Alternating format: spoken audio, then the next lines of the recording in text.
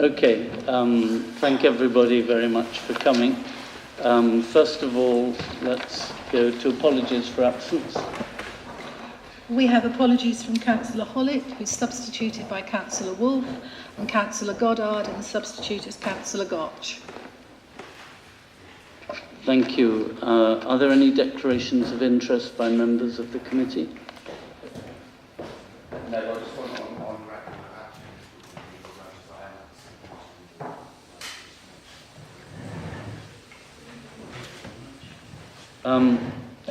Before starting this, I always think it's quite useful. First thing to note is that Mr. Gibson has requested the right to film this committee meeting, which he will be doing from there.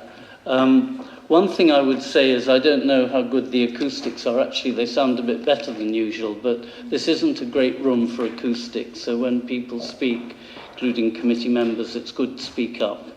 Another thing which is worth mentioning is that I don't want mobile phones going off, so I'd be grateful if people turn them off just for the duration of the meeting. I'm not quite sure about the fire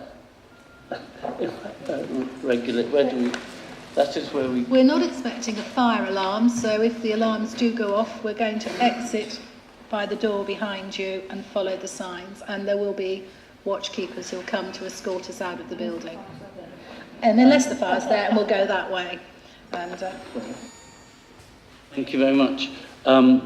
One other thing is that this is actually a council committee meeting, which is a legal committee in the sense it's implementing the law. And this is therefore not a public debate. We will have presentation by the officers. Then we get the people opposing the application who will speak. And since 3 people asked to speak, one of whom I gather has lost her voice, but we'll have her presentation read by someone else. I've given, since there are 3, 10 minutes for each side, the people objecting, followed by the people who are the applicants on behalf of the applicants. And then we proceed to have questions from committee members, not from the public. The public are observers to what is going on. But the committee members may ask people objecting, people who are the applicants or the officers, specific questions about the application. And then we proceed to have a discussion within the committee, and if necessary, someone will propose amendments, conditions to the application, and we take a vote, and at the end we come to a decision. So that is the procedure. So most of you sitting here will be observers rather than an opportunity to participate. But we try not to make it too legalistic, but it is a legal hearing we are undertaking. Before starting on this, I thought it would be useful. There are 1 or 2 issues that have been raised by various people in comments on this application, which I thought it would be useful to clarify. One was a request for a deferral, which was made by one of the substitutes on the committee, as well as people submitting comments. And another one which came up was a request that this be designated as a local green space. So I thought that before we start our discussions and hear from people, I would ask Michael Morgan, as legal officer, to clarify the situation on those 2 aspects. Thank you, Chair. The basis for the request for deferral is that Natural England has called a meeting to find a way of working together to improve the situation for this rare and designated area. It being said that members of this committee may be minded to take the outcomes of that meeting into consideration when determining the planning application.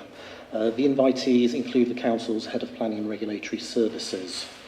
There are 2 related reasons why officers' view is that deferral would not be appropriate tonight. Firstly, Natural England have not objected to the planning application. It has stated that there should not be a significant impact on the hydrology of the SSSI. That advice is conditional, the conditionality being addressed in the report and not being directly relevant to the issue of deferral. No other potential impact that's relevant has been identified. In circumstances where the body with statutory expertise and responsibilities for SSIs, that is Natural England, has both initiated this meeting and has not seen fit to change its advice on the determination of the application to refuse or to defer, there doesn't seem to be any credible basis for any belief that Natural England's meeting could give rise to outcomes material to the determination of this application. To come to the contrary conclusion would in substance amount to effectively saying that Natural England don't know what they're doing, that they're not objecting to this application, they're not asking for it to be deferred, but nevertheless they're initiating this meeting. The second related reason is the basis for the recommendation being made to the committee, so far as potential impact on the SSI is concerned, is that there should not be a significant impact on the hydrology of the SSI. There's nothing in the request for deferral or the stated purpose of the meeting which gives a rationale for believing that the grant of planning permission is capable of significance that's relevant to the outcome of that meeting. If there's no potential impact of significance, that it follows that any future proposals for the SSI won't be affected in any significant manner, i.e. the outcomes of the meetings aren't relevant to determination. That's all I wanted to say on the request for deferral. So far as local green space designation request is concerned, local green space is a relatively recent concept. It was introduced in the National Planning Policy Framework. It's a development plan designation. As such, this committee cannot designate. It simply doesn't have the power. The only way that this council could designate land as a local green space would be through a new development plan document, such as the core strategy, sites and housing, an area action plan, or the local plan, which the council has committed to take forward. It is possible to create this designation via a neighbourhood plan. The Headington neighbourhood plan is at a very early stage. It's not currently part of the development plan and wouldn't be until adoption. Given its very early stage and the steps that it still has to go through, submission to the council, invitation of representations, independent examination, subsequent adoption, the materiality it carries currently is marginal at best. In any event, the draft policies that the Neighbourhood Plan Working Group seek to rely on, which have been set out in the officer's report, don't seek such a designation. Local green space designation, the effect of it would be to rule out development other than in very special circumstances. Such a policy on its face would not be reconcilable with the Sites and Housing Plan, which of course allocates this site for development, and local plans have to be in general accord with the strategic policies of the local plan. The first strategic issue for local plans, as set out in the NPPF, is the delivery of needed homes and jobs. So that is clearly a strategic issue. Neighbourhood plans are also required to plan positively and not promote less development than set out in the local plan or undermine local plan strategic objectives. So the conclusions that I would advise this committee on this basis are the committee cannot designate. The draft neighbourhood plan appears not to be seeking to designate, and there appears to be no credible basis upon which the neighbourhood plan could effect such a designation. Thank you. Do you want to raise it? This is about the deferral, is it? Or? Yes, it is, Chair. I did actually submit a paper, as you know, myself, asking for deferral. The grounds on which I asked for a deferral were quite different. It weren't to do with a meeting with Natural England. Notwithstanding their recommendations, my paper, which was 5 pages long, did actually spell out that I do not believe that we have sufficient information regarding the hydrology of this site at this point in order to be able to make a decision. We simply don't know where the calcium-loaded water is coming from. There are various theories around and various people have said things, but we don't actually have that information. So my appeal for deferral was on the grounds that we do not have adequate information to take our decision today. Michael. Essentially, that's a merit argument. As will be clear from the recommendation, officers hold a different view, and as will also be clear from the recommendation and the officers' report, Natural England hold that view and have expressed that view on 2 separate occasions. Whilst it would be clearly a very good thing to have absolute definitive knowledge on every matter relevant to planning before any decision is made, that never happens and never will happen, and there is certainly no prohibition on the council determining the application on the basis of the information it has before it. Again, any other conclusion cannot be reconciled with Natural England's advice.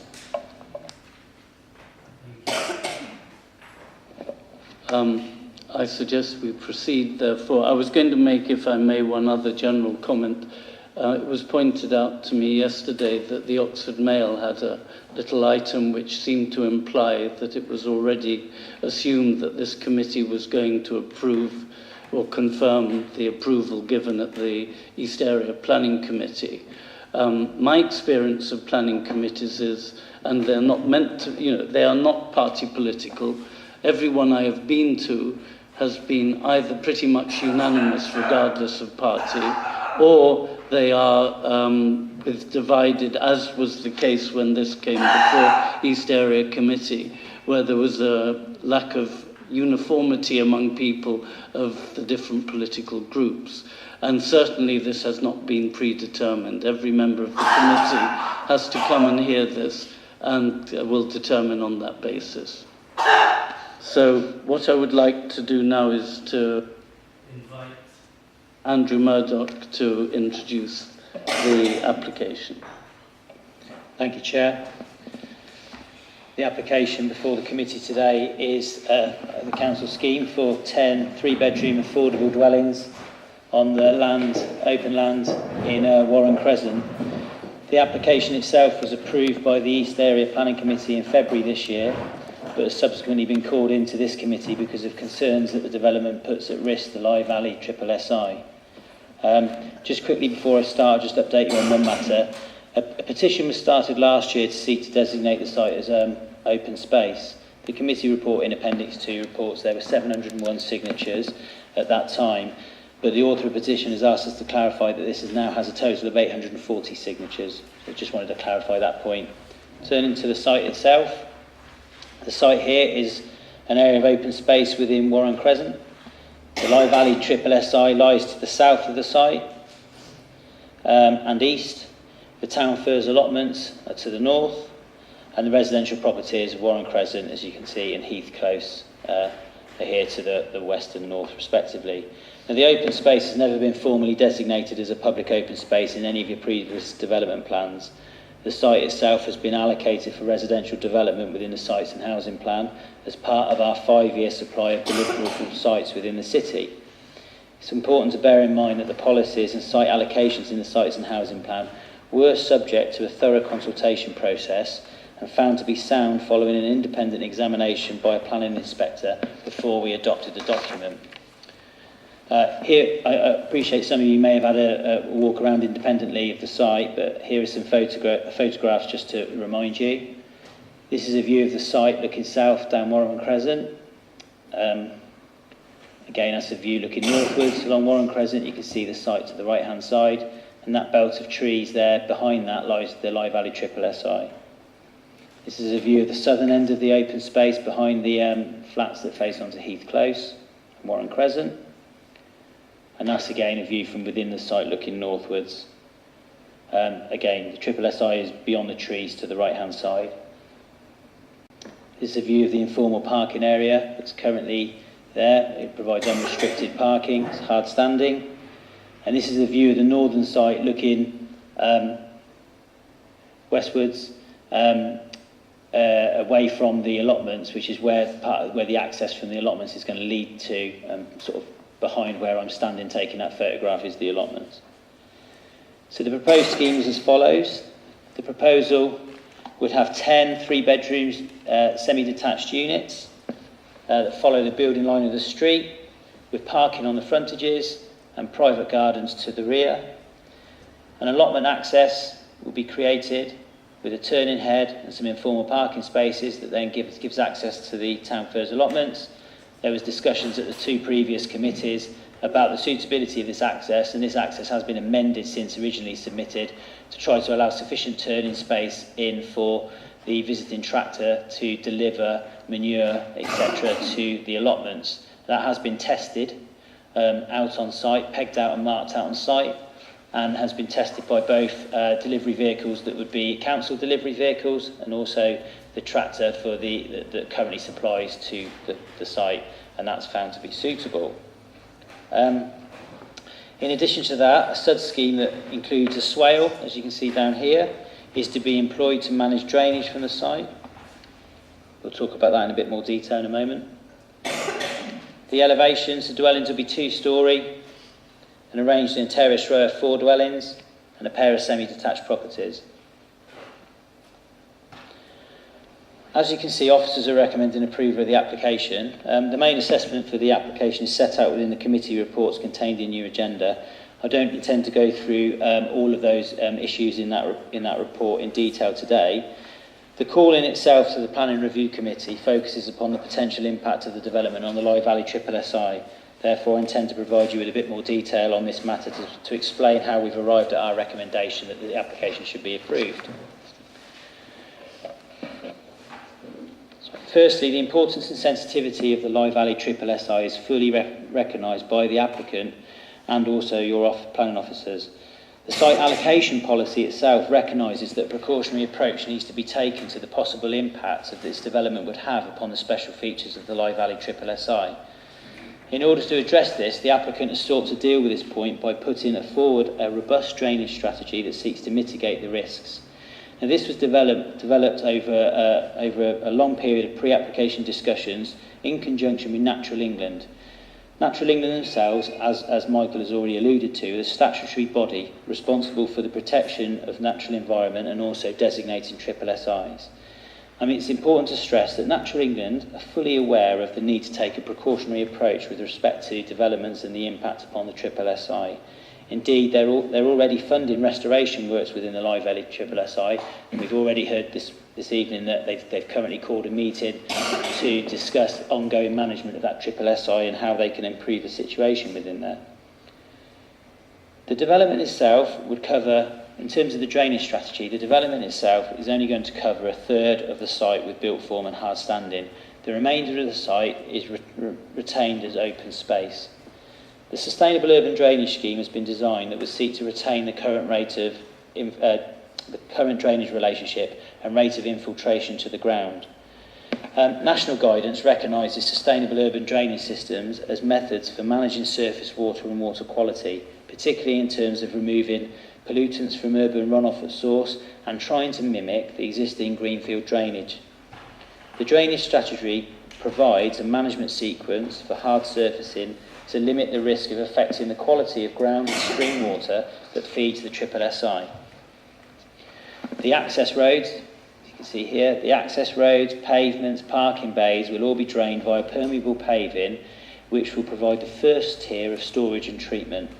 This water then passes through the catch pits before leading to a swale down here in the southeast corner. The water from roof drainage, access paths and patios will also be directed to the swale via a pipe network. The swale itself will collect water dispersed from the hard surfacing and built form and provides the second level of water treatment using a limestone base to influence the chemistry of the groundwater that feeds the SSSI and also controlling the rate to which this infiltrates into the groundwater system. Now, the swale itself will allow water to percolate through the ground as it currently would on site at the same rate. So while water may run to the swale horizontally through the pipe network quicker than it would normally if it sort of drops through the ground, effectively when that goes to the swale and then drops down vertically from the base, down into the groundwater aquifers, effectively that will go through at the same rate as currently occurs.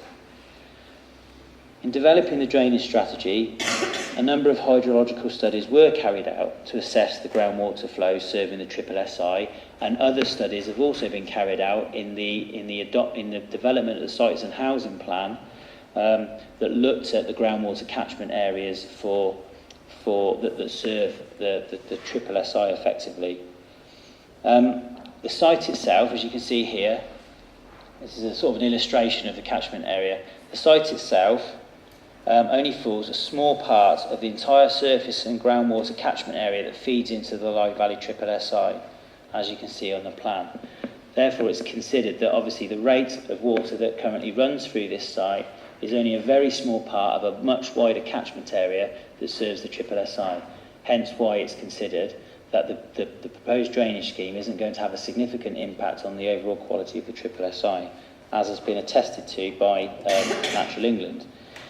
The proposed drainage strategy has been designed to mitigate the impact upon the special features of SSSI, and the technical information submitted with this application is supported by officers. It's also supported by Natural England and other organisations such as BBOUT. The Oxfordshire County Council Drainage Authority also support the drainage scheme that's been put forward. In the consideration at the last committee, one of the issues that arose was actually about how, in terms of Natural England's non-objection to the application, they recognise, as we do, as your officers do, that the SUD scheme will require regular inspection and maintenance to ensure that it functions properly. A management plan has been prepared and is included within your report that sets out the maintenance and inspection routine that will incur to ensure this happens. Now, it's intended this will be managed by the Parks and Leisure Department, who already have management responsibility for the land. The call-in suggests that this plan may be costly and would open the council up to great expense, and therefore that care should be taken in terms of whether we approve this application, that we are able to fund this in perpetuity. Now, that matter in terms of the method of funding for this lies outside the remit of any planning committee, and in submitting the application the council are committed to maintaining the SUD scheme in perpetuity. Nevertheless, we've asked for that to be costed out, and a rough estimate cost has been given to that management plan of £8,000 per year. It should be borne in mind that for these types of systems, it's usually the most beneficial aim is for that to eventually fall into public ownership where they can be maintained in perpetuity. In this case, obviously the drainage scheme is going to be publicly owned from the outset. The report sets out that the management plan is acceptable, and obviously we've recommended that would be should be secured by a condition to make sure that it is maintained in perpetuity. A final question has also been made as to whether the made ground on this site is stable enough for development to occur. Now, the technical information submitted with the application has not raised any concerns in this regard, and to an extent it also does fall outside the remit of planning. There are building control issues to make sure that the development is stable. Nevertheless, the applicants confirm that strip foundations are to be provided, which will go through the made ground and lie on the natural soils to ensure they're on a stable base. Strip foundations, as you'll see in the report, are being used as opposed to piling, because piling was considered that could then have a disruptive influence on the groundwater system.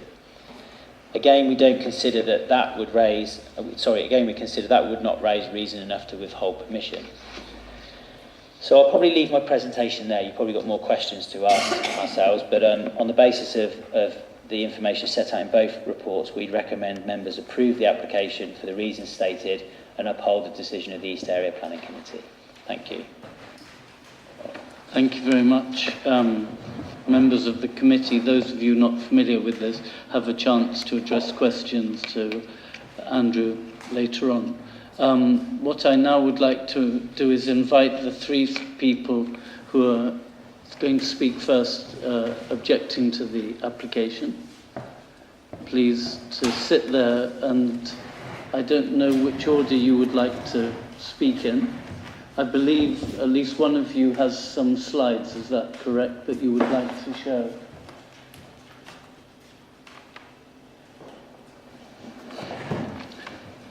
So maybe you could introduce yourself.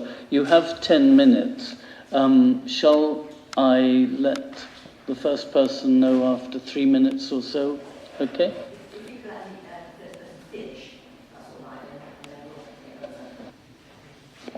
If I could explain, my name is Heather Armitage, I'm Secretary of the Friends of Lye Valley, and I am reading the address of Dr. Judy Webb, who has no voice tonight, but she would be very happy to answer questions, so she's saving it for that. I am Dr. Judith Webb, Chair of Friends of the Lye Valley, ecological consultant with a PhD in fen ecology, species recorder for Natural England for botany, bryophytes and invertebrates.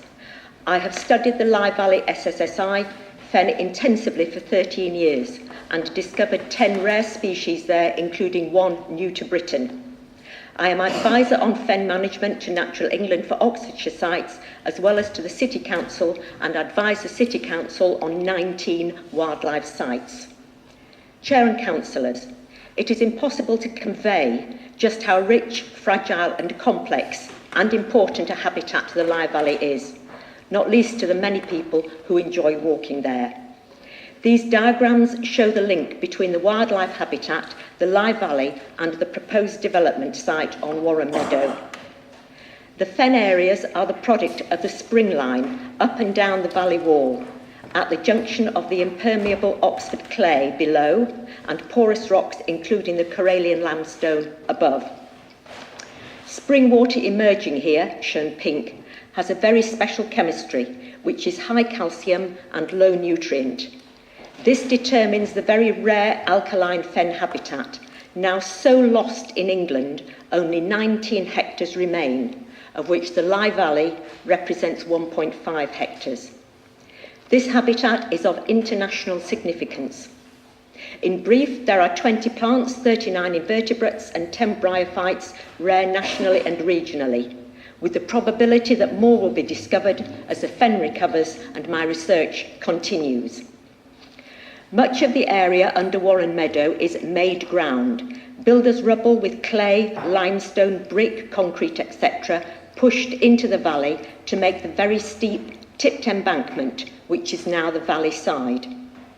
What happens in all parts of the rainwater catchment area, especially Warren Meadow, affects the springs emerging in the SSSI. We do not know what will happen if this development goes ahead. Runoff is the problem, but the SUDs designed to deal with it will create a new problem.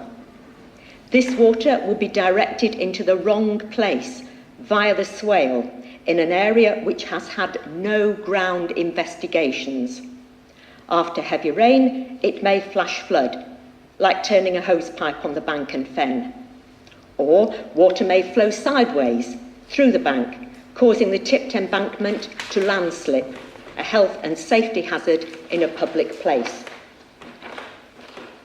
What is the council's strategy when the sensitive plants such as stonewort algae are killed and the associated invertebrates die out? How will the council get pollutants out of the fen once there? Andrew, sorry.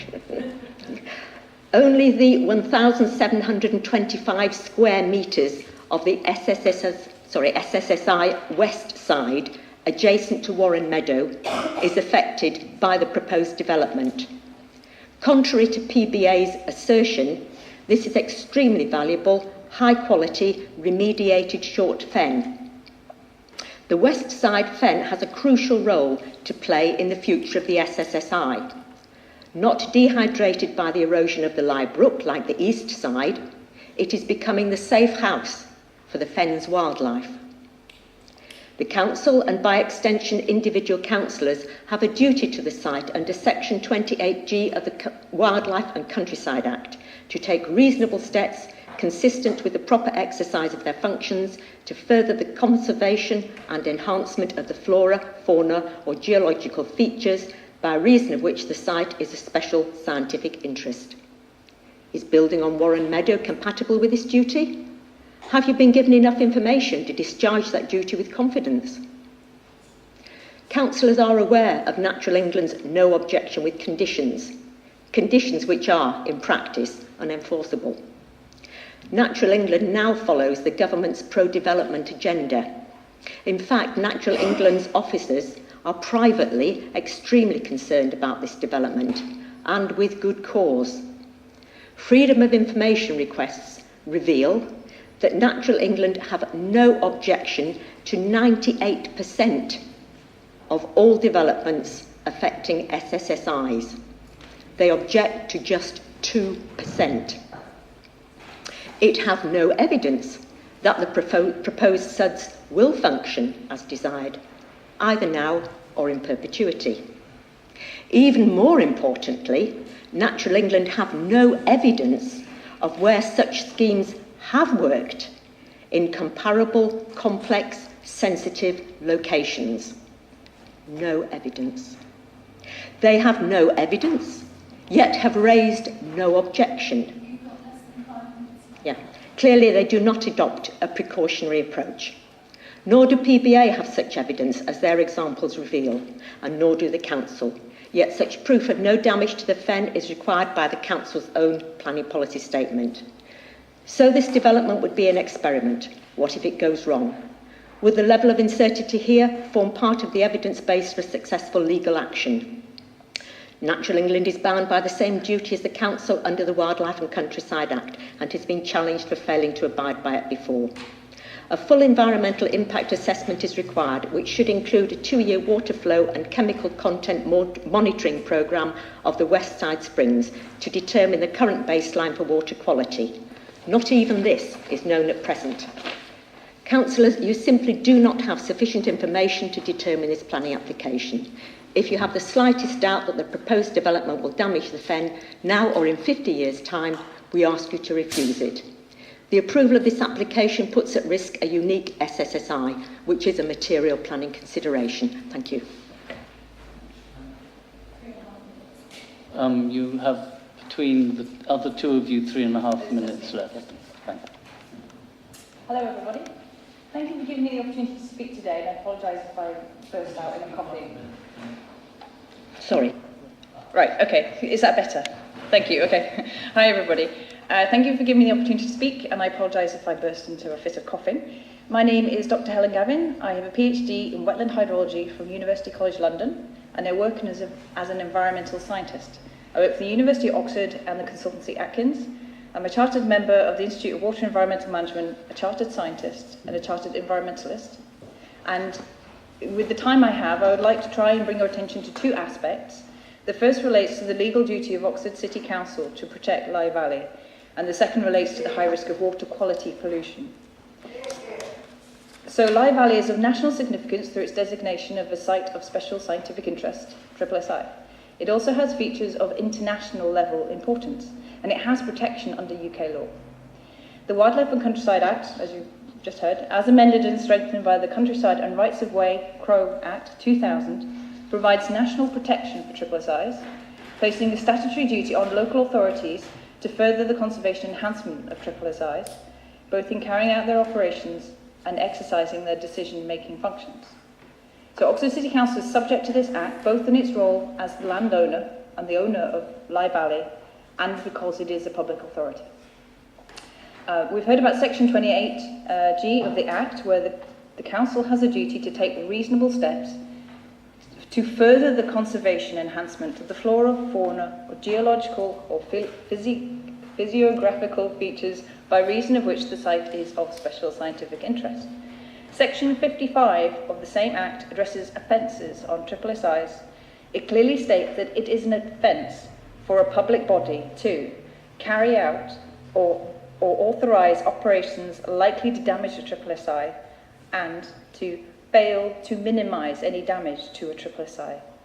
Further, Section 40 of the Natural Environment and Rural Communities NERC Act 2006 states, every public authority must, in exercising its functions, have regard to the purpose of conserving biodiversity, and conserving biodiversity includes restoring or enhancing a population or habitat. So for the Council to approve this application, it would be willfully acting against these legal duties. The Council would also be acting against the direction of the Government's Biodiversity 2020 ambitions and contrary to the spirit of the Water Framework Directive. 1 minute. So why? Why will the proposed application damage the SSSI? It all comes down, a key factor is water quality.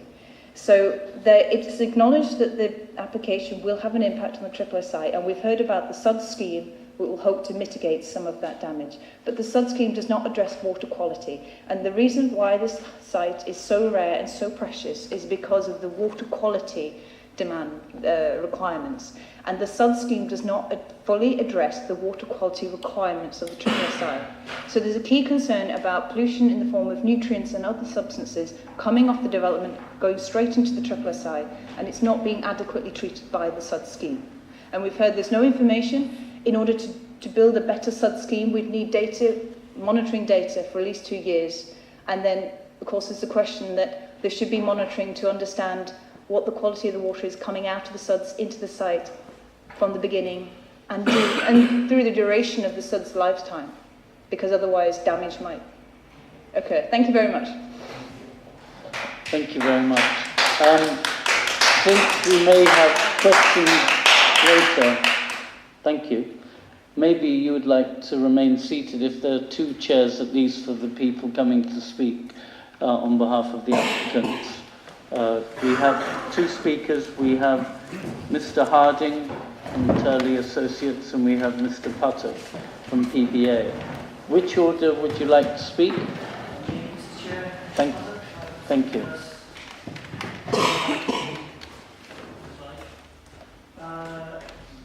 Possibly there's one figure 3 which you showed before. Okay, good evening, Chair and Councillors, and thank you for letting me speak to you tonight. As I said, my name is Richard Puttock. I'm a practicing engineering geologist, and I've been providing advice to Oxford City Council in respect of hydrogeology, drainage, contaminated land, and land stability issues that relate to the proposed development at Warren Crescent. We recognise that the adjacent sites are extremely sensitive, as they comprise the SSI and Nature Reserve, and that through the excellent restoration work led by Dr. Webb, preservation enhancement of the calcareous fen is occurring.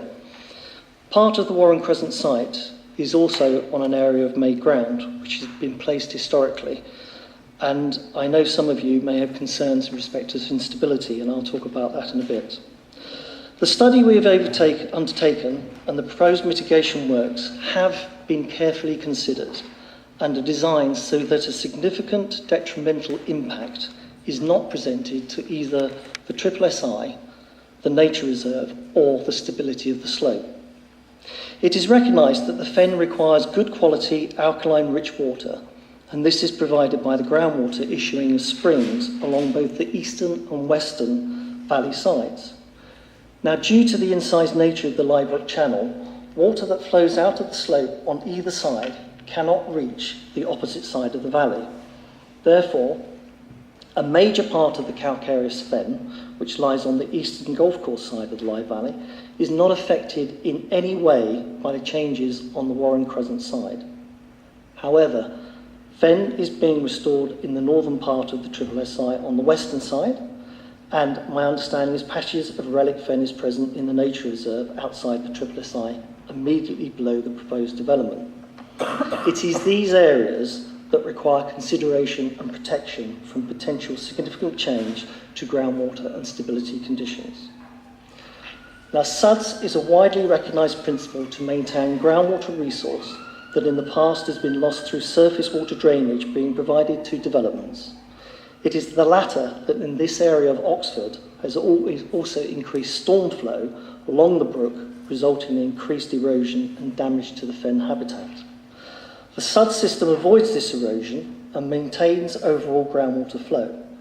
The system also provides protection from pollution through the porous pavement and through infiltration in the swale. This again is widely recognised aspect of SUDs. Now, due to the rarity of the fen, there are of course no specific like-for-like examples, but the basic principles of SUDs are simple, sound and well tested through many thousands of schemes to prevent groundwater degradation. Maintenance of these schemes is a prerequisite to ensure they operate effectively in the long term, and this has been costed and is accepted by Oxford City Council, who have both the financial and management control to ensure these are carried out as specified. Now, for the 3 springs on the western side, immediately below the areas of the proposed houses, laboratory testing shows the average total alkalinity, which is a measure of the calcium carbonate content of the water essential for the fen, is in the region of 1,377 milligrams per litre. This is greater than for the groundwater measured directly below the site in 3 boreholes, which have a value in the region of 291 milligrams per litre, so considerably lower. This is as would be expected hydrogeologically, as infiltrating incident rainfall on the Warren Crescent land will be considerably younger and without the extensive period of contact with the carbonate base rocks that characterise the springs. The presence of the made ground without a significant calcareous content, and it doesn't, the BS has strict definition, the word slightly means less than 5%, so it doesn't have the made ground doesn't have a significant calcareous content, will not improve the water quality in terms of the desired characteristics, and indeed has shown detrimental contaminants within it, such as hydrocarbons. The springs themselves will be fed from water coming from a larger catchment, as shown on figure 3 of this technical note. And this area that is being affected by the development is only 0.46% of the western aquifer, that's the hatched area, so it doesn't include the other coloured areas. So, in my view, the development will not interfere with spring flow and quality. Now, the use of the swale for infiltration with the provision, of an engineered graded limestone backfill placed where the made ground will have been excavated through to the underlying natural geology, provide a slightly increased infiltration volume compared to that which would occur currently. This would help to overcome seasonal fluctuations that could occur during normal dry summers. In reality, both of these effects are very small, but in the sense of death by 1,000 cuts, they provide a positive reversal of the historical effects. There will, however, be a small decrease in the water seeping from the valley sides directly below the properties where the relic fen is present. Using a conservative case calculation by assuming around 50% of the typical annual rainfall of 300 millimetres per year falling on the area of impermeable surface, that's the roofs and the driveways, and note that is only 28% of the total area we're looking at. If that would have infiltrated into the ground, this equates to around 3.5 litres of water per metre of slope per day being redirected. This compares to a single spring flow estimated at 1 litre a minute. Now that is equivalent to 1,440 litres per day. To give you a feel for these numbers, a slowly running tap flows at around 2 litres per minute. That's 2,800 litres a day. It is important to understand that this redirected water isn't lost to the system, but being redirected to the swale for infiltration above the northern area of the SSSI. Again, this is not a large difference. Stability. The made ground where the proposed houses are located is shallow, and the foundations of the buildings will be conventional strip and pad foundations through the made ground and just into natural soils. This has been said before, avoids the use of piles which could disrupt the springs. The original eroded profile of the valley sides have been steepened by the placement of this fill. There is no visual signs of instability within the slope, i.e. curved trees or bulging. And importantly, critically, the springs are located within natural geology below the made ground and not at the interface with the made ground. These factors, coupled with the geometry, the limited height of the slope and thickness, means that, in my view, instability of the slope is not a real risk. As already mentioned, the proposed SUDS infiltration swale is designed to allow infiltration into the natural soils by excavating the made ground underneath it at that location and replacement with engineered fill, such that the predominant infiltration pathway is through natural soils. This will avoid an increase in seepage at the made ground natural soil interface and therefore maintain existing stability. Thank you for your time. Thank you, Chair and members. I'm Anthony Harding, Chartered Town Planner from Turley, representing Oxford City Council. The only thing I really want to point out is a clarification on the definition of Natural England's role. It has been misinterpreted this evening in terms of stating they are promoters of development. By law, the application's determination has to be made in accordance with the development plan, unless material considerations indicate otherwise.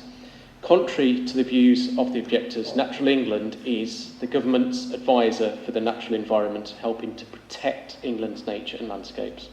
As the lead statutory body on environmental matters, their views are an important material consideration.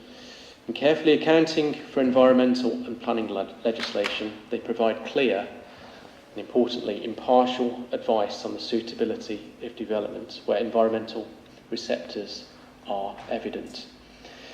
The only other point I had was on the open space designation, and your legal officer has very eloquently provided advice on that this evening. So in closing, we understand the applicant has demonstrated that the scheme can be delivered in accordance with both local and national policy, a position which is supported by Natural England, the Environment Agency and the local Wildlife Trust as well.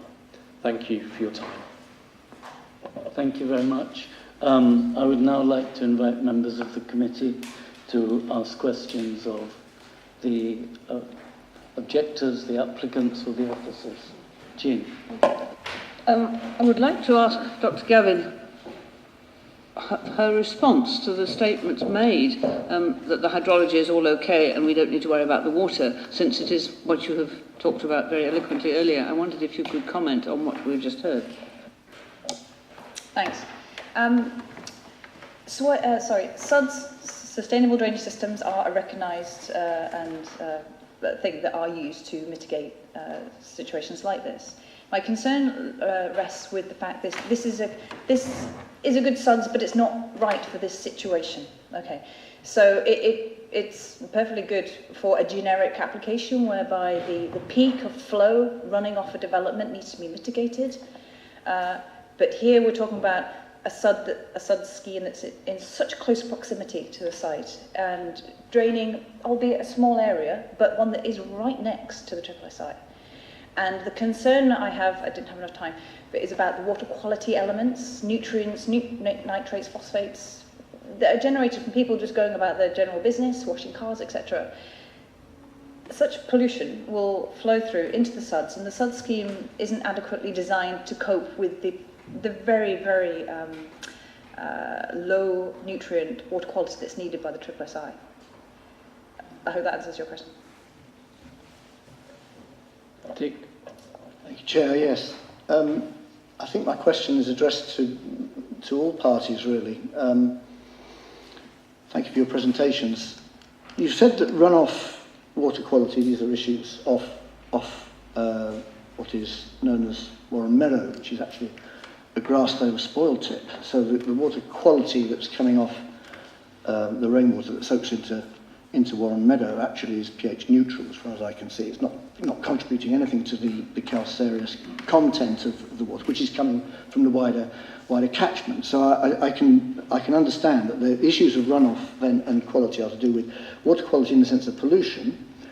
It's nothing to do with the calcium content of it.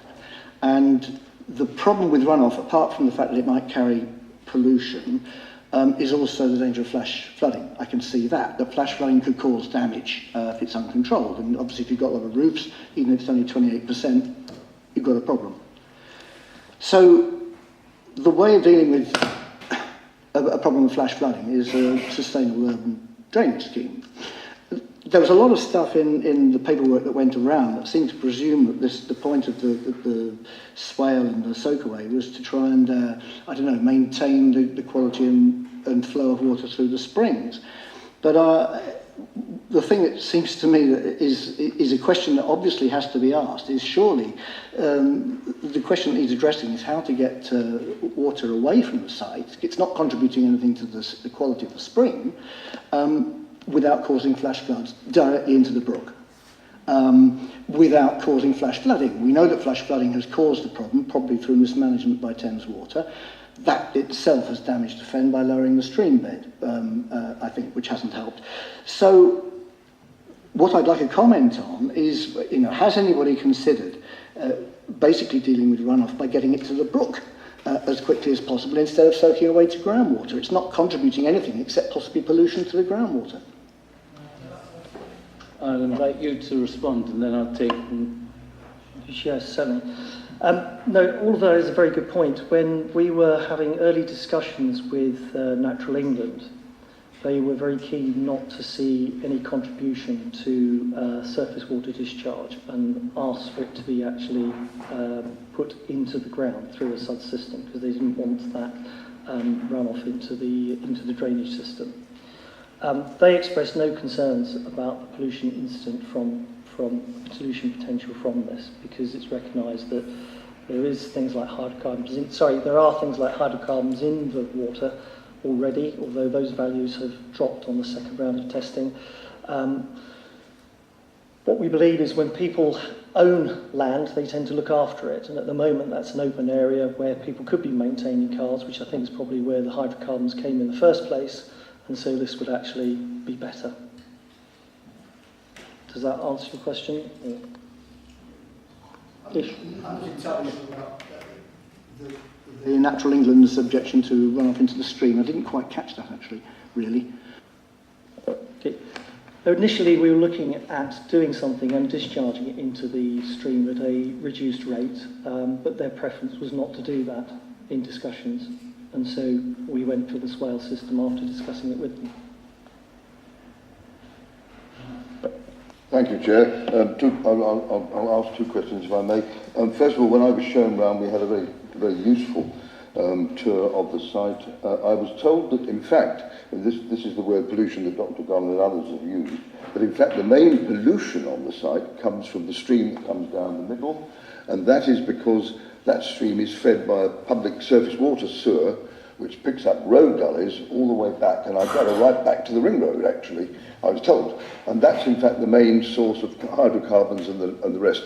The embankment has been there for 25 or 30 years, or whatever it is, and as far as I was told, that in itself that had not led to any pollution of the, as far as is known, of the valley or of the stream itself. So is that true? And could I have comments on that? And I'll ask my second question now, just to save time. Is the City Council accepting that £8,000 a year, which is £800 per house, for maintenance of the subsystem? Is it accepting that it will carry on paying that, even if the maybe changes in government legislation, whatever it is, even if they're sold privately? I can answer the first part. Yeah, there is no doubt that surface water with highway runoff is quite damaging because of salt and hydrocarbons and heavy metals as well coming out of back of catalytic converters, etc. So that is absolutely true. The groundwater under the site is not the carbonate-rich water that is coming out of the springs. There is a clear difference in the chemistry of the two, and the majority of the site will not change. That stays exactly as it is. It's just locating it in a slightly different position, a small proportion of it in a slightly different position. In terms of the money in perpetuity for these...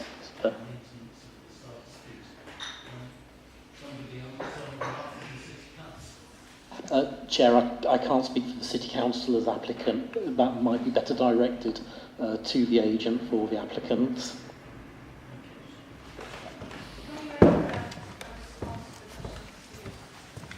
Sorry, can we make a response to the questions just given? Thank you. Yes, there is pollution coming through the site in that way. It renders the site very sensitive. So the site is bordered on all sides by development. It's not got any buffer zone. It's currently suffering from the pollution from outside of its kind of site or catchment. And there are arson pressures and dumping and other pressures on the site, which means it's just particularly sensitive to further development, further pressure upon it. There's death of 1,000 cuts, I think you said. So I'd just like to comment on that. Do you want to? Yes. Regarding the central Lye Brook and the runoff from the road surface drain, Thames Water, that is heavily polluted with sewage as well as hydrocarbons and road runoff. It does not impact the fen, because the fen is now, so it has in the centre this deeply incised, eroded channel such that polluted water does not actually reach the fen anymore. Even in a flash flood, it only really fills the deep channel. It doesn't impact on the fen.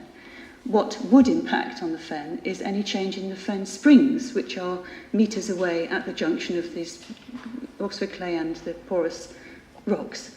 So the fact that the centre is polluted is actually irrelevant to this discussion.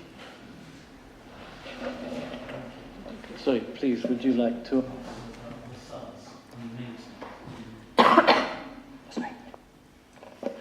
Hi, I'm Alan Wild. I'm the Housing Development Manager for Oxford City Council. As for the ongoing maintenance, the figure quoted we have obtained from talking to Direct Services about the work that they currently undertake.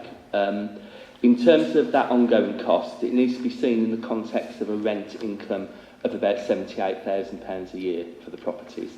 If they're sold through right to buy, then we would look to impose a service charge on the properties to recoup that share of the ongoing maintenance of the SUD scheme.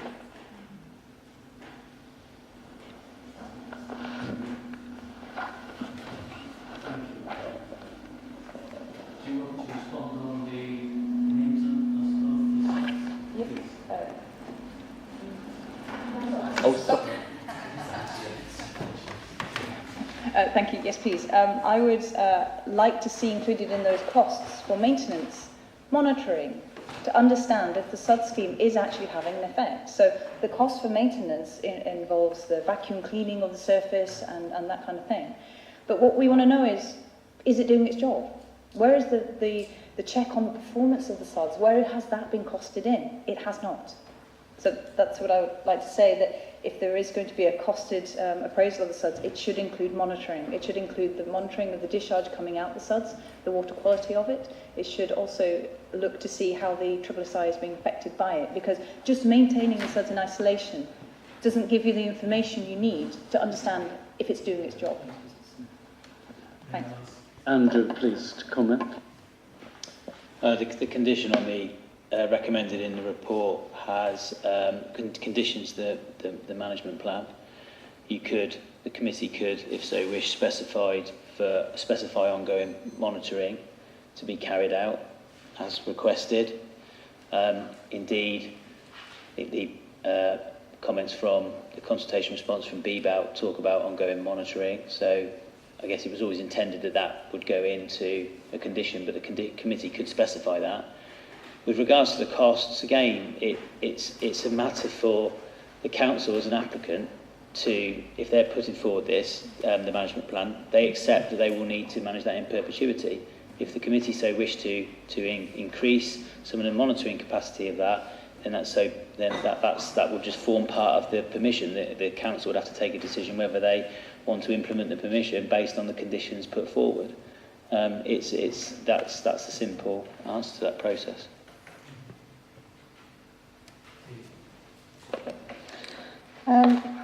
Just one or two questions.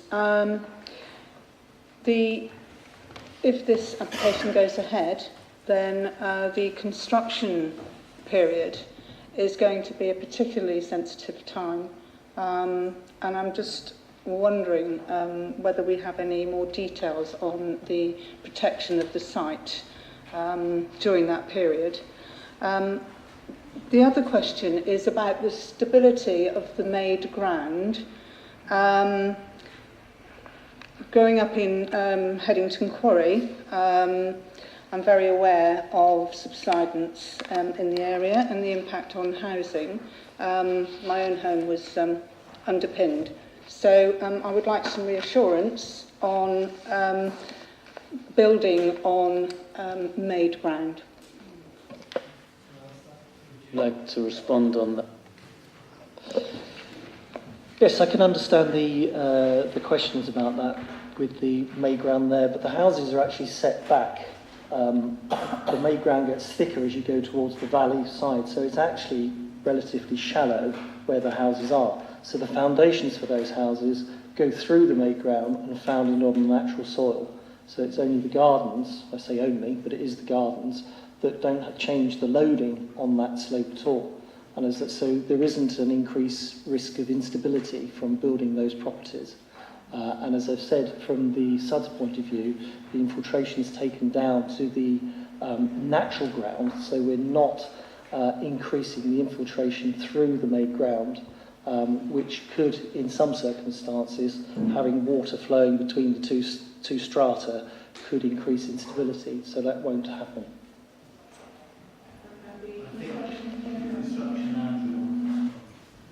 Thank you, Chair.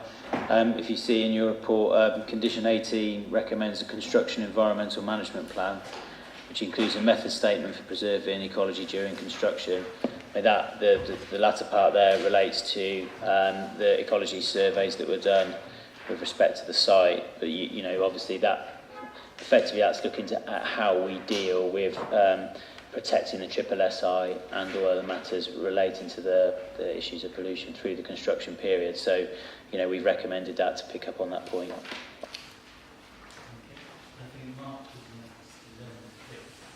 Councillor Sinclair's already asked the questions about the construction period, and again I just want to reiterate what Dr Helen Galvin also mentioned about the monitoring, if planning permission was given as well, that to be added to the conditions.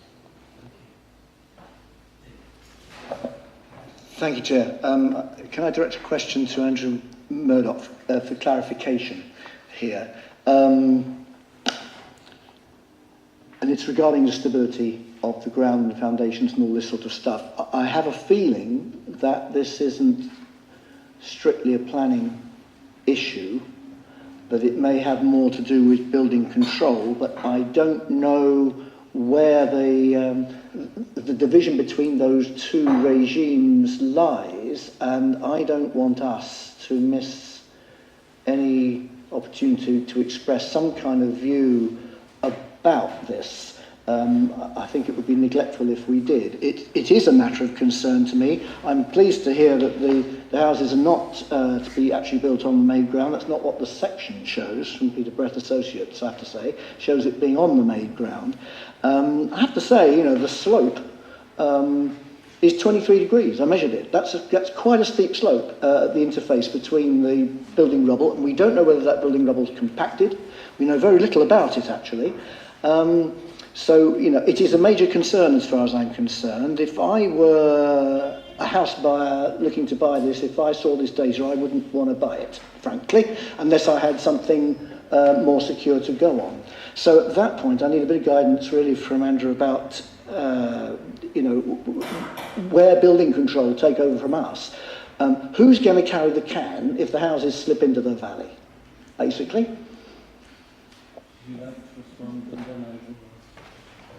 I'll try and respond. I mean, firstly, the houses aren't for sale. They're intended as council homes, first and foremost. So we'll be liable. I mean, at the end of the day, stability ground could be a planning matter, but what we have to do is rely upon the technical advice we've been given as part of the application, and the advice from PBA is that they consider the site to be stable to develop the houses, and that's obviously never been raised as an issue on the application throughout any of the reports, etc. And we take on board what PBA is saying. Secondly, building control will be required to make sure the buildings are developed in accordance with building regulations, and so therefore are safe and secure, and they get their relative completion certificates, etc. That will include foundation design. Could I ask you, I mean, for example, the 23 degrees that we heard of, is that where the houses are being built, or that's further down where the gardens are? I don't quite understand. No, that slope is off where the gardens are, so it's the slope that goes down into the brook. 23 degrees for a slope of that height is not actually a particularly steep angle for instability. That's the Bentley Sands slope. Yes, not that slope. No, indeed. But the point here is that there's no sign of any distress on that slope, and I wouldn't expect there to be. The loading from the houses is all taken to the natural ground below that made ground, so that will not affect the made ground materials at all. And I believe the council, not only will it have building control approval, who will look at the foundation design, but it will also have something like the NHBC, who have very clear specifications and requirements to make sure, because they provide a warranty for 10 years, that these properties are going to be stable, as well as their own, obviously, professional indemnity insurance. But not being flippant, that will look at the design of the foundations to ensure that there is no risk of instability to those properties. Yes, thank you, Chair. In a sense, it follows on from what Dick was saying about the interface between building regs and planning, and I'm not sure I've quite got the right answer in my head. But would it not be possible to, is it advisable, and would it be possible to reduce it, and we could kindly go back to the plan, the site plan that is, to reduce the size of the swale, and by, for example, using rainwater from roofs, and it's quite an area when you look at those 10 houses, using the rain as grey water to flush loos and the like.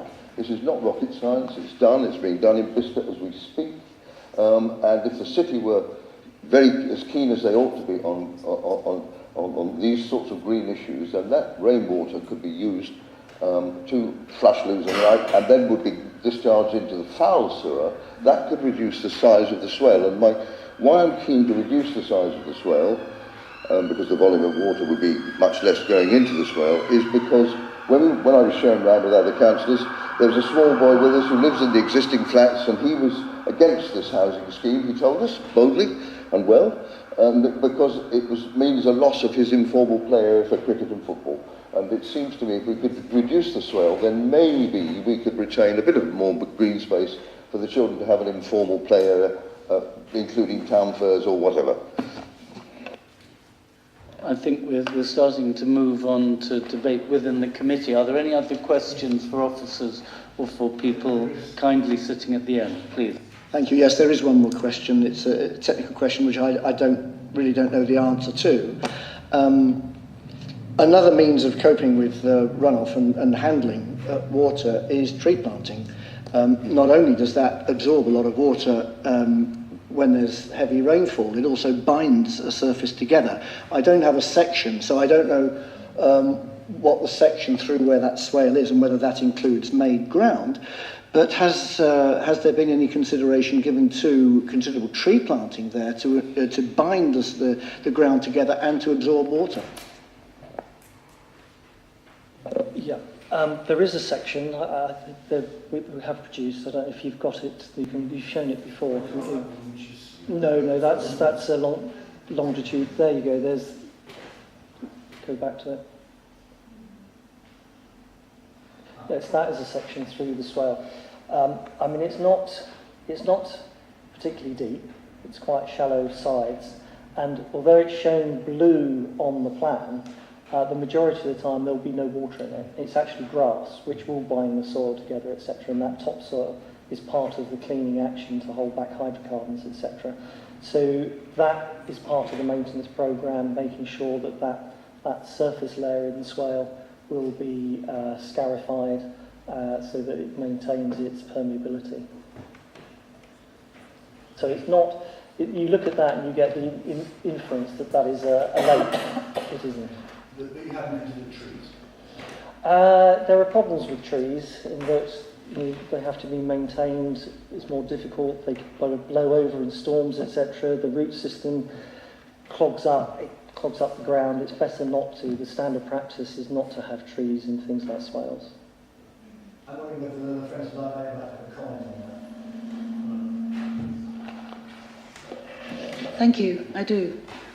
The first thing to say is that I don't think trees are sensible there because of the need to maintain a structure. The structure itself worries me greatly because it delivers water within 27 metres of the best spring in the whole valley, and I'm worried about it being a large volume that will be more like rainwater, having not had the time to pick up calcium in the base, and it will flood the spring, which is just at the end of that green area, down the bank. It's a very steep bank, and my comment is nobody is monitoring the water quality in that spring currently. We don't know what it is for a year round in a normal year. How will you know whether that changes with the development? You need at least a couple of years to know the normal variation, a wet year, dry year.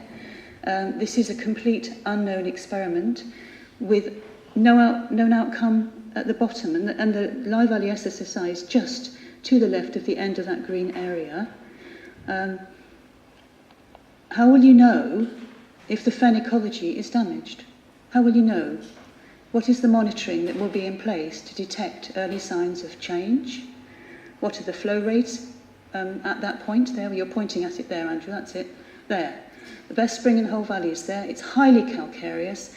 It's very low in phosphate, and your swale will start 27 metres to the north of that, or end 27 metres to the north of that. It'll be in that region there. So I'm extremely concerned that after a heavy rainstorm, and I cast your mind back to 2007 when there was 6 hours solid rain in July, and we had the dreadful flooding here in Oxford, on already saturated ground, extreme events matter. Everyday rain won't matter. It might be 5 years before you have an extreme event like that, which overloads all systems. All SUDs are overwhelmed by weather like that. You can't predict this. Climate change is happening, it's unpredictable. The swale has been designed to cope for climate change. It has 30% extra. We don't know if that's enough. If it's already saturated, it'll overflow. If that spring changes, if it becomes more diluted, if it's more like rainwater, that will disadvantage the fen ecology. If it becomes polluted with phosphates or nitrates, if people wash their cars on their permeable paving with detergent, shampoo, that's polyphosphates, which are conducted straight into the permeable paving, straight into the swale, and through the limestone, straight into the ground, 27 metres away from the fen. It's an incredibly low phosphate-dependent ecosystem. It's the lowest of the low. Chalk stream. Think chalk stream.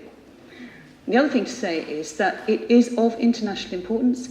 It is not designated a special area of conservation. We have been told informally by experts it should be. And we should, in fact, treat it as if it was of European importance under the Habitats Directive. Okay.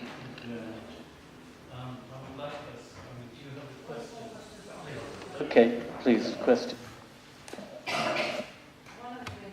Comments in the report from Headington, I think. So this is the only informal play area that's available around here. Can you tell us, is there any other informal open space that these boys who wish to play around, kick balls or whatever, can use if this open space goes? Maybe.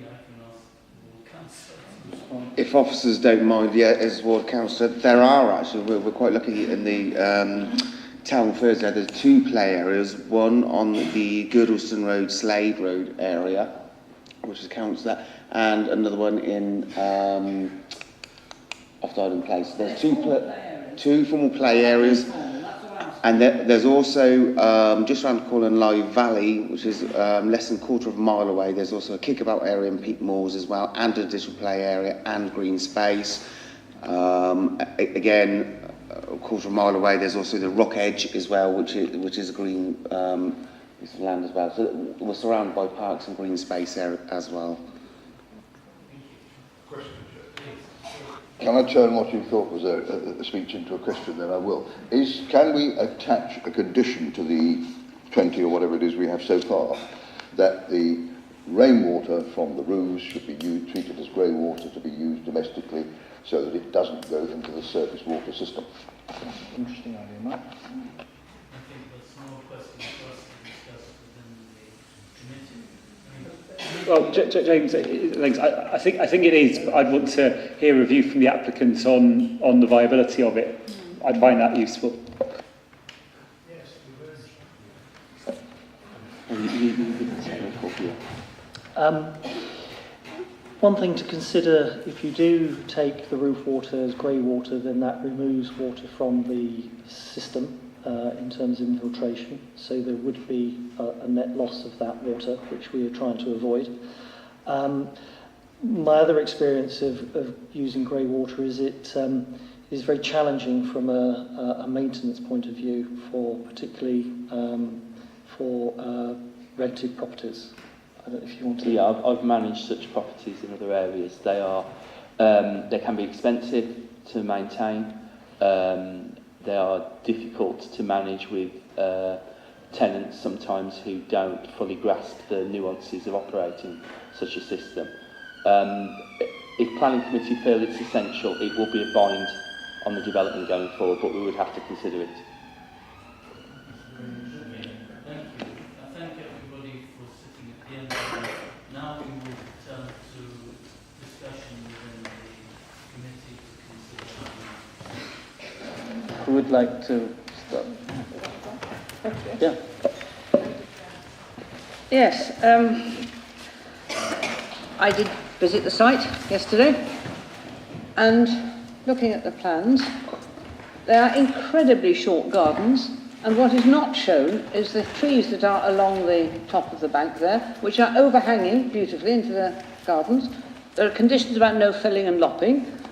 If you don't cut back some of those branches, you will have a very, very short area of garden that isn't overhung. It just seems to me totally inadequate for the houses. So, particularly the middle ones, I don't think, wherever they were, that this is an adequate design. It is basically cramming in too many houses. I know we need housing, but we shouldn't provide houses that are inadequate. And we should listen very carefully to the SSSI state, which is a separate issue. But I think I'm not convinced that we are dealing with that as properly as we should. We are running a great risk here. One accident, some careless owner decides to do something they shouldn't, you cause damage, and that damage will be irreversible. It will be a very long time before the area can recover. I don't think we should run that risk. I think we would be failing in our duty, as Dr. Gavin explains very eloquently, both in what she's written and what she said. So, on that ground, I'm not happy. The idea there'll be a little bit of play area left, according to some of the comments here, this wouldn't be very suitable anyway because it would be screened and not visible surveillance, which is not a very good idea for children. So there are all sorts of reasons why this is not a very good design, full stop, why it is posing a risk to an SSSI, which the City Council ought not to take. So I'm sorry, but I really do not think that I can support the plans as they are.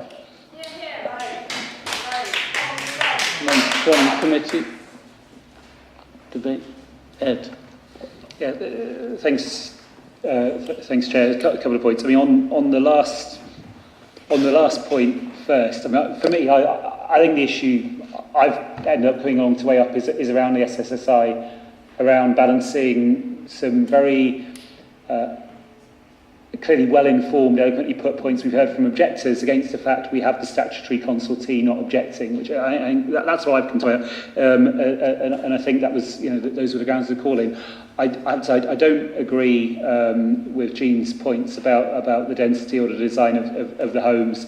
They look to me in line with what we ask for in our local plan, and there's an absolutely desperate need for them. And at one point we haven't rehearsed, and it's right we haven't rehearsed it tonight because it's not been the main point. Issue is about our desperate need for housing, which I think underpins this. All the time actually, we as councillors are confronted by that need, and we have to have very good reasons to turn down schemes, particularly social housing schemes, against the advice of our officers. But that means we should do. My way of coming at it is: has the statutory consultee been engaged or not? And I think what's come out in the debate is that their engagement has not been a box-ticking exercise, and there has been a genuine iterative process trying to come up with something which is suitable. And then beyond that, has the council taken whatever steps as an applicant to try to come up with appropriate mitigation of the impact? And it doesn't sound like anyone's got any alternative suggestions there. Actually, I think we've had one which is a good one, which is about the inclusion of the condition about monitoring, and I saw lots of nods. I think we should definitely put that on, but I haven't heard anything else. The other suggestions have come forward, addressed something slightly different, I think, which was Mike's point about rainwater harvesting. Having heard the comments, I'm a bit bit nervous about that one. To be honest, we've had a bit of a habit in the social housing sector in adding things in where technology isn't up to it, and then systems start to fail. I won't go on about that, but I'm not sure that that's going to help with the ecology of the site, which is the main issue here. So on balance, I think we should approve it subject to the extra condition. I detect that, first of all, there is, assuming we proceed then to have a vote, is the first agreement that we should add as a condition monitoring of the SUDs. I'm not quite sure how best to word that, but can someone suggest maybe Andrew? Get a time machine for when it goes wrong, put it right. Yeah, condition 11 talks about the sustainable urban drainage scheme, which asks for detailed design of it, construction and maintenance plan, which is obviously where the management plan would come into effect. So the committee could advise that that includes monitoring details for in terms of what we've discussed about monitoring the ongoing sort of functioning of the SUD scheme. Is that acceptable? Do we need to vote, or is that unanimous if that comes out as a condition? If it is approved, but before we proceed to... You can add it to the condition, Chair, sorry. Add it to the condition. Yes. The existing condition. The existing condition number 11. Okay? So that would be an amendment to condition 11. Are there any other conditions that we would go to a vote on? Yes, there's one. I mean, it may technically not be necessary, but I think there's quite a number of them that perhaps aren't technically necessary. And I think I would suggest that we do say something about the foundations. I've given you a draft suggested condition which reads, prior to commencement of construction, design of foundations to be submitted for approval to building control, demonstrating that foundations are anchored below made ground. The Speaker said that actually it will also go to NHBC as well. I mean, that might be incorporated into it. I understand that that might happen anyway, but let's make sure that we insist that it does before anything commences. So that would be one condition I want to put in. The condition that was proposed here by Dick is prior to commencement of construction, design of foundations to be submitted for approval to building control, demonstrating that the foundations are anchored below, in quotations, made ground, the made ground. We did have a discussion of this, so please.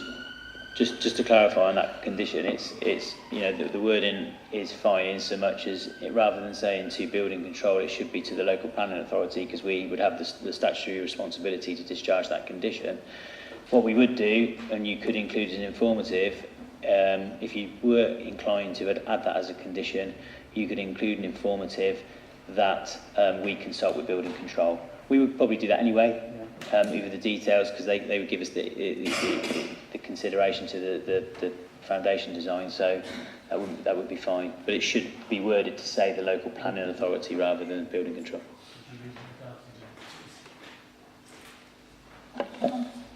So the proposed condition would say, prior to commencement of construction, design of foundations to be submitted for approval to the local planning authority, demonstrating that the foundations are anchored below made ground. And there would be an informative for the local planning authority to consult with building control.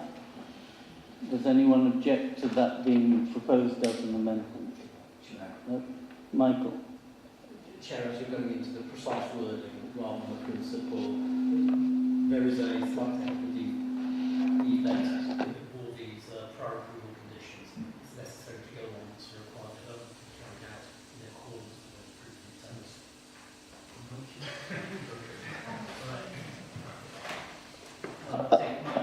intents. Okay.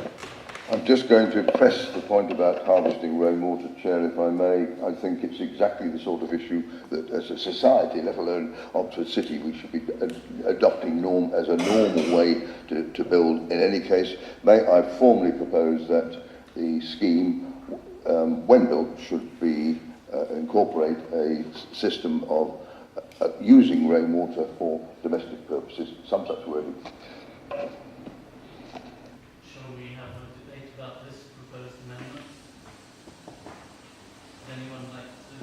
speak on this.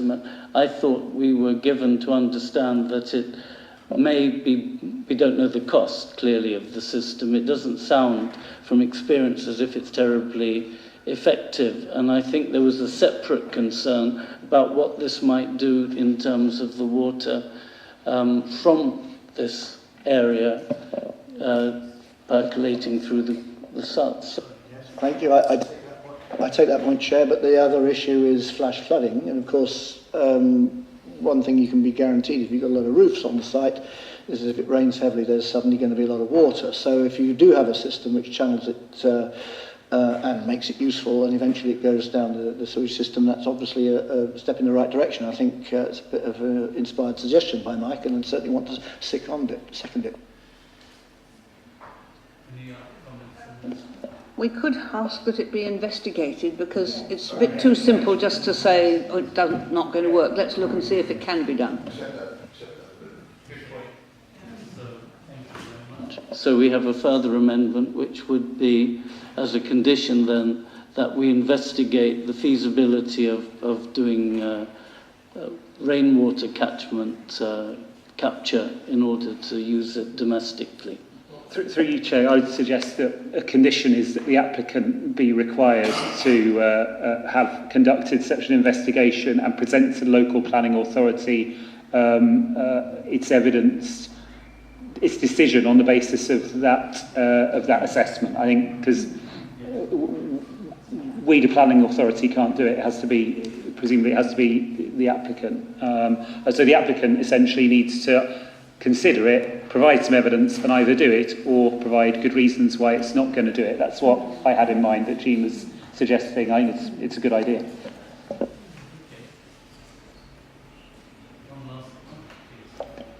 I was just going to sort of sum up where I think I'm at on this, and I'm having big trouble with it, I have to say.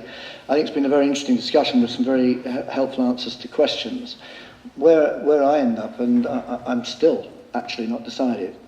I don't think that the calcium contents of the water at the spring is affected by this site, so I don't think that's a particularly relevant factor. I think there is an issue about runoff which can be, flash runoff, which can be handled, but I do recognise that there is a danger that might dilute the spring for a while.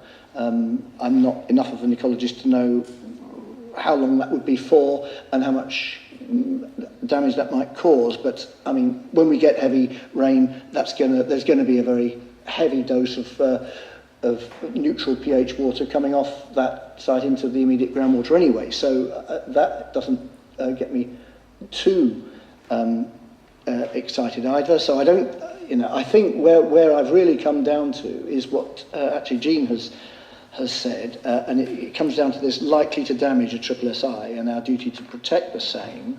And I'm struggling with this one, and that is the danger of a significant pollution incident on Warren Crescent finding its way into the water. Now, where I'm struggling is whether that is more likely with these properties there than without them. I really don't know. I mean, there's already 2 large blocks of flats there. You could have a pollution incident of that sort. Of course, the argument is, yeah, but this makes it more likely. But it's pretty marginal, really. I don't really think. I think the water that's feeding those springs is coming from way beyond, and that's likely to be stable. There are issues with the stream, but as we've heard. So to me, it comes down to the danger of a pollution incident. Flash flooding, I think, particularly with water harvesting, can be minimised, and SUDs are a standard way of doing that. They're not a way of trying to tweak the water quality. They won't succeed in doing that. It's about preventing flash flood. So I'm still struggling, and if people can help me, that would be great. But I think this issue of a pollution incident is the one that worries me. Oh, me. As a Lythe Valley councillor, I can point out that there was a recent pollution incident in the country park when somebody set fire to a motorbike and burned a lot of the Broadwell that was there. So, that's before the houses are built. So I'm not sure that 10 houses will make so much of a difference. It's clearly quite a difficult area to protect in the sense that it's hidden, and I've done ox clean events there, chairs, disused bicycles are tipped over into that area. So, you know, pollution is a problem already, I think. And the work, obviously, that the Friends of Lye Valley do does help to, you know, keep the area clear and clean. So I think that's really important. May I suggest we move to a vote, Chair? That's what I'm proposing. Please. Amendment, don't build the houses.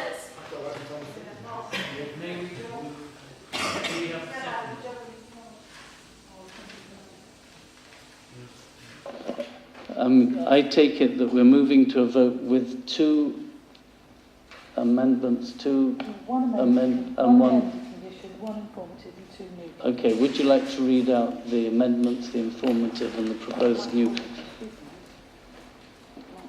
Do you want to speak in terms of us moving to a vote? Very briefly, Chair, thank you. Very briefly, I'm just going to say, I hardly knew that this site existed until a couple of months ago and was shown around it. It's a gem in the middle of the city and nobody really says we want to do it any harm at all. But what we've heard tonight and all the documentation we've had to read to prepare for this meeting suggests to me that there's an awful lot of opinions, but there's very few hard facts in fact related to it. Everybody's some concern as to what the houses will do, others are saying no, this is an exaggeration, but the evidence is that for 25 years or whatever, the made up ground there with rainwater running through has not done any harm.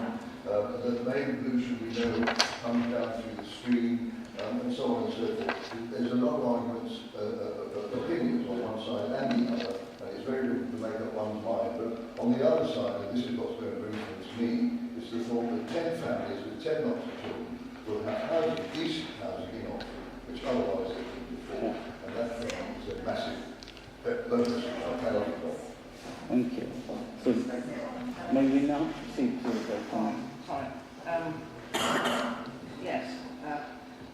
I think when I'm talking about the risk, I do think we've been told that the SUD system is unproven in this particular area, that it might not work, that it needs maintenance, that, all right, we're paying lots of money to have it monitored, but again, that monitoring might show that something's gone wrong. It might not happen. How do we enforce it? That is the risk of when the houses are there, which is not present when the houses are not there, and the SUDS is there or not there. That's where I'm coming from on the risk element. It's not just a pollution incident, it is something quite different, which is that if the SUD system doesn't work, then all the careful preparation to protect the site fail. So that's where I'm coming from, and I actually don't think they're suitable for lots of families with small children as tiny gardens and the loss of an informal play space. Sorry.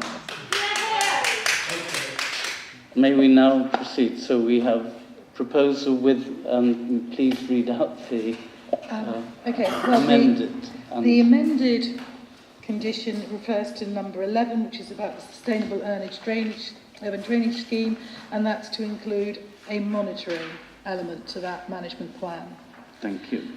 Then the proposed condition and the informative. The proposed condition is the one I read earlier, which is prior to commencement of construction, design of foundations to be submitted for approval to the local planning authority, demonstrating that the foundations are anchored below made ground, and that will carry with it an informative to consult with building control, and all of these conditions will have the technical wording that Mike mentioned earlier.